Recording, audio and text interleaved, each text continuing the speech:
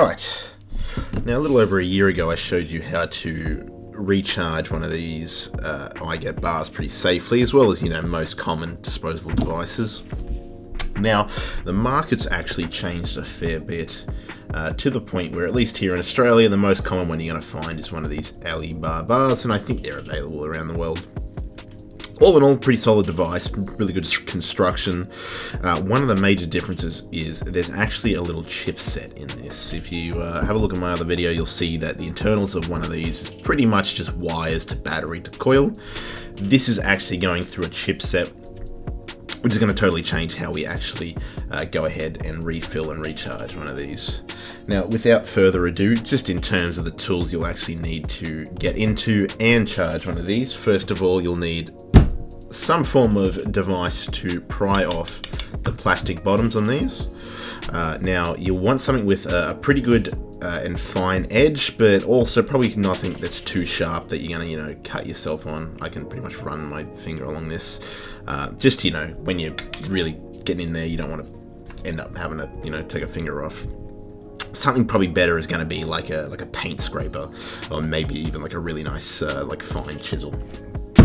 Then, once you're actually inside of the internals, you're going to want a 18650 lithium-ion battery charger. I pointed this out last time. Do not charge your batteries with cords. Yes, you most likely won't blow up the battery, but it's a lithium-ion battery. These things have taken planes out. That's why you get told not to bring them on planes. They can blow up. So, be smart. Spend the $20 if you think you're going to be looking at opening up these things and charging them, or just charging anything in general. I mean, it works for most batteries as far as I know. Get one, it's cheap, it's safe, it's good. Now, in terms of actually getting into this device, you want to start off with the bottom compared to the top on an IGET. So an IGET, it's pretty easy to pry off just with a bit of force on the top there where the mouthpiece is. Not the case with one of these. These things are actually built really solid, and they do actually have a glue going between the aluminium sheath and the plastic, top and bottom. So the way to get these off is you want to take your device with a bit of a fine edge, about where it peaks on the corner there, and you want to actually put a fair amount of force down. And I actually just felt that click sort of right into the slot in between where the plastic is, and you'll see it's actually recessed below the plastic just on the camera there. And so using that little point I have, just sort of fulcrum off my thumb, and that's why I reckon a paint chisel is probably going to be better, just as you get a bit more leverage. But it's come up pretty easy. It's in one piece still. That was actually a rather easy one. If it takes you a bit more effort in working around the edge, that's what it takes. You're pretty safe in taking this off however you want, if you preserve, the internals. Now, instead of actually removing these from the opening we've just created, we're actually going to want to take the top off first before we actually get anything out of it. And we're going to go from the bottom and push the items out the top. Now, if you're lucky, you sometimes can just do that and just press it through. That's actually worked. I'm quite surprised that's worked. I did, just before I started this video, break that seal just like I did on the bottom with a bit of a knife. And that might be why that's just worked for me. I've not had that work too often. But it's the same process. You want to get that knife just in between where the plastic recesses into the aluminium frame. Try and break that little seal just as you go. And a pretty good leverage point just to get a bit of started going is from down the bottom there. But it's going to be pretty hard. That's a pretty easy example. But if you look now, our whole device just slides out like that. And you'll see we've got pretty similar construction. We've got a battery down the bottom. That's our positive terminal there, red side.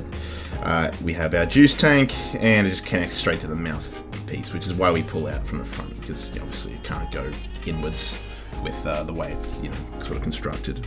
Now, a little bit of an improvement from the previous design, on top of just having like a chipboard that's recording the percentage, is that the actual airflow is not based on the construction of the device like one of these. You actually need a pressure lock in one of these to activate that, which is the airflow sensor. And I can show you. just by trying to inhale on that, it's actually still picking up a charge, which you would not have occur with the internals of a system like this. And I don't know how they've really done that. I think, you know, the airflow's actually passing through that sensor there, just through a bit of construction. But either way, in terms of charging this, now this board is holding a charge, and that charge is a clock that counts downwards. It's keeping track of the percentage on there, and once it determines you're at a 0% battery, no matter how much charge is inside this battery, it's not going to fire again. Which is why you can get early, deaths basically on these. Like, you'll get an early 0, even though you probably last checked the flavor's still good, and you're still getting like a decent hit without any bad flavors. And then at, say, 15%, it just drops out on you. There's, inevitably more juice to be vaped in there, and there's more life in it. That unfortunately just the PCB board that's on there is just determined it's died early, likely from a voltage drop. Once it determines a voltage drop, it stops working. So, how do we actually reset this board to allow it to take a charge and allow you to hit again? So I could actually take this battery portion out. It's just held in with a bit of black sticky tape on the back, or like a little foam sticky rubber, similar to what's on this side. And if I charge it up, it's still going to show that exact error there, where it's at 0% zero juice. So what we have to do to get this to actually function again is we've got to actually remove the charge from the board. Now, first step of that is taking off this positive wire here. If you remember from my last video, I made it very clear, do not break that wire. Completely different scenario with one of these. We actually want to take all of the charge out of the board to reset that chipset. So you could melt that solder, maybe with a hot knife. I wouldn't recommend putting a lighter against this. But you basically just want to take it so that that wire comes off while still having a bit of fray on the edge. In this case, I've ripped it off before, so it's worked perfectly fine. And then I've also ripped it off, and it's pulled the wire out of the sheath and left me with a pretty short wire. So I'm just going to use a little bit of nail clippers just to take off as close to the solder point as I can. Just like that. It's a thin wire, so you won't need a lot of force. And that wire is now completely separated off that little solder point. You don't want to damage that foil. That's connecting it to the battery, which is just under this plasticky piece of paper, insulation. And you definitely want to make sure you have a pretty decent wire left there. And now I'll try and strip it just a little bit more so that connection's just a bit more open, and try not to lose any of the actual wire inside that, which is quite hard with the device I've chosen to do this. But I'll keep this in just to show you how you can remedy it. You just want to strip that little sheathing off the wire and expose that, just like I've done there. So you'll see it, there's no more sheathing, it's just an open wire. And now I've had this off for a little while, so I can show you that it's disconnected. That's me trying to inhale, nothing's showing up on the board. Now, to make sure that there's absolutely no charge left in there, what I'm going to do is actually just short the connection that's on the bottom side of this board. So you'll see if I get real close in there, I'll try and highlight this. That red wire is going into a little terminal there on that left side for you, and the black wire, which is the negative wire, this wanted to focus for you, is going into the right hand side of that board. Take any piece of metal. I've got a little screwdriver here. You could use your knife that you used to open it, nail file, something that's metal. I'm just going to bridge the contacts between that, and you can't do it too much, so you're totally fine. Once the charge is out of the board, you're completely safe. But I'm just touching a single piece of metal between where the red contact connects and where the black contact does. But you want to make sure there's no residual charge left in there. And now if I take my wire, and yes, I could resolder that back in, what I'm going to do just for purposes here is just connect it back under the little metal foil contact there. Try to get a decent connection, and you'll see it's lit back up. And now I haven't actually put any charge into this, it's just been reset. And what I mean, when I talked earlier about how the board will just determine it's too low a voltage.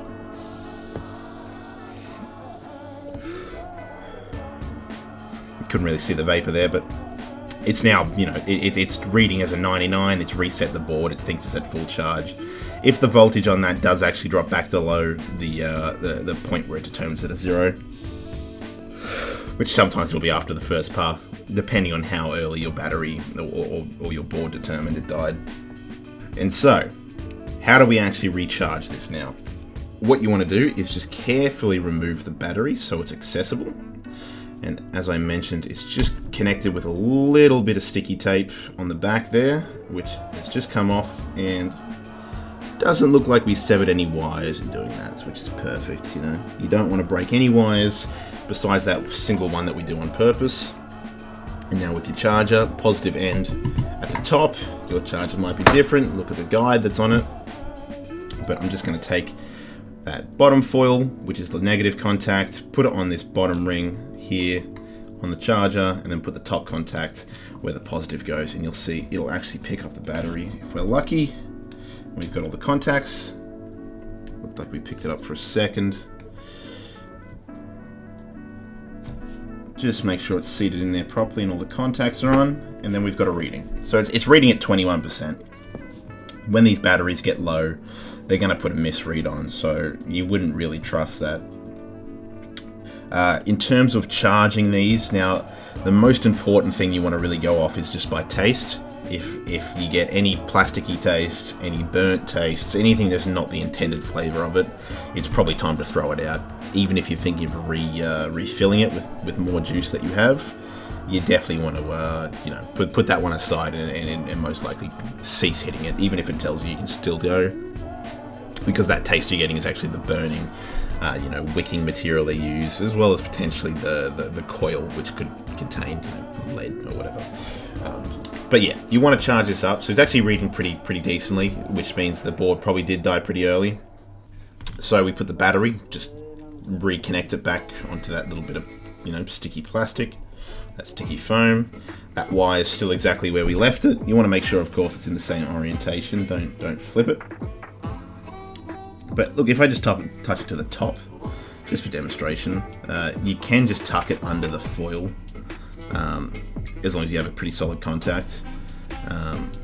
But you'll see, if I can get this on, and if you're lucky and get it right on the solder point, the actual heat generated from the wire as you use it will actually resolder it to that, you know, bit of metal there. But demonstration, still working. It's not putting on a lot of vapor because the juice in this is actually pretty low. It is a pretty old device, but for testing purposes, totally fine. And now you do not actually have to reinsert this, you know, in the case to get it working. So I've just reconnected that. It's just sitting, you know, sort of gingerly on the on that little piece of foil that's at the top. But you know, I can try and just to make it look good. Now there's a little piece of glass that does sort of fall out as you do that process, which will look just like this. That just sits in front of the board as far as I can tell. It sort of just falls out as you open it up, and I've had that happen every time. And I think it's just to protect the screen there. But I'll slide that back in. And then the bottom here, I'll slide that piece back in. And I'm not going to do it fully. You probably wouldn't want to do it fully anyway, just because you actually don't need the airflow pressure inside the vape. And as mentioned, you know, it works just totally on its own. So if you want to open it back up and charge it up again, because I do recommend keeping it charged lower than you would ideally want. But we try to get some vape on the camera. There you go. So it's back to working condition. You can keep doing that as long as I mentioned, the juice is still tasting pretty good. You're not getting any bad flavors. This one, unfortunately, I think has died pretty much at the right time. There is a limit to these, which is why they have these controls on there, as well as just to stop you from actually recharging and refilling them, which you can do. But it's as simple as that, you know. And then as I do conclude this off, I do want to talk about a little bit just the previous video I did on this with, you know, an IGET bar. that at the moment's just sitting, you know, just shy of 45,000 viewers, which is something completely unexpected when making that, and I don't expect this one to do anywhere near as well. But, you know, I thought, apparently I'm the guy to do it, and that's how you do it when you do want to recharge these vapes. So yeah, if you did enjoy, if it did help you, you know, maybe just get a couple extra puffs out of this, or if you had one that died early, definitely the right move to do is to just get the rest of the juice out of it vaped. And then if you are looking at, you know, trying to refill, unfortunately our government's decided that a designated refillable device is also illegal. But now you can't get them because this is all you can buy from tobacconists. So thanks Australian government, thanks everyone who tuned in to this video and my previous video on this. I hope this helped. If you have any questions or just want to say thanks, let me know down below. But that's all I have for the moment. Thank you so much, and I hope you're having a fantastic day.